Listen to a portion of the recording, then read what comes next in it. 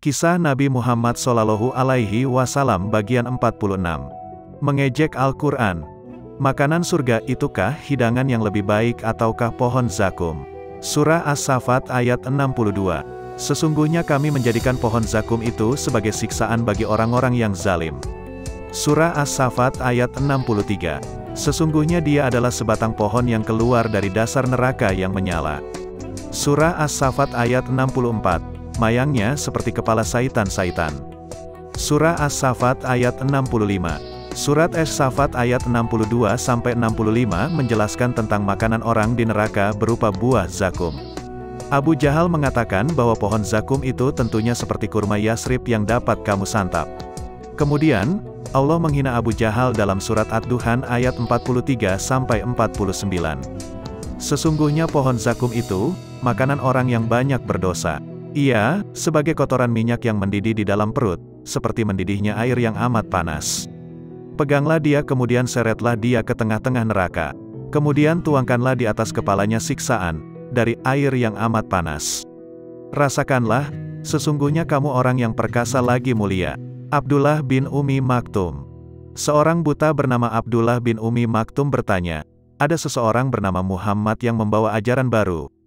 Temannya mengiyakan. Ajaran yang mengajak menyembah Tuhan yang Maha Tinggi? Tanya Abdullah bin Ummi Maktum lagi.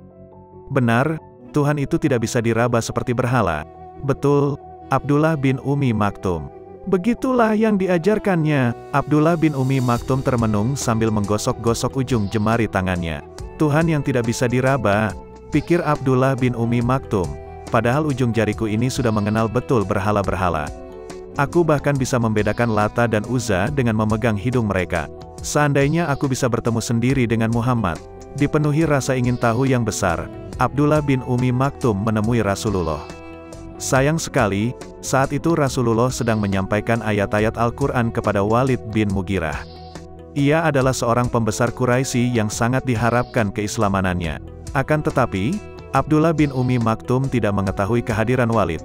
Karena buta, dia terus mendesak Rasulullah agar saat itu juga menerangkan tentang Islam kepadanya. Karena tidak tahan didesak terus, sedangkan beliau sedang mendakwahi seorang tokoh penting, Rasulullah membuang wajah beliau. Saat itu, firman Allah turun untuk menegur beliau, Quran Surat Abasa, ayat 1-6. Dia, Muhammad, bermuka masam dan berpaling, karena telah datang seorang buta kepadanya. Tahukah kamu barangkali ia ingin membersihkan dirinya dari dosa, atau dia ingin mendapatkan pengajaran, lalu pengajaran itu memberi manfaat kepadanya. Adapun orang yang merasa dirinya serba cukup, maka kamu melayaninya.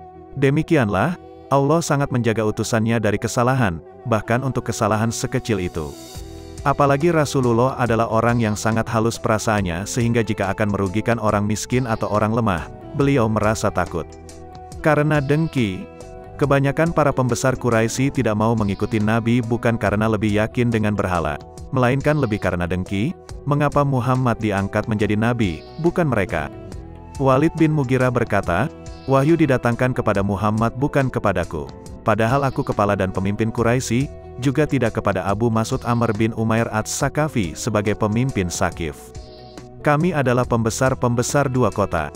Demikian kisah Rasulullah Shallallahu Alaihi Wasallam bagian 46.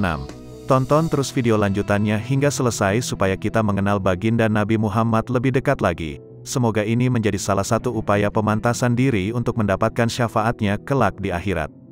Tentunya tidak hanya mengenal kepribadian Rasulullah tapi juga melaksanakan perintah Allah dan Rasul-Nya serta menjauhkan diri dari perbuatan dosa.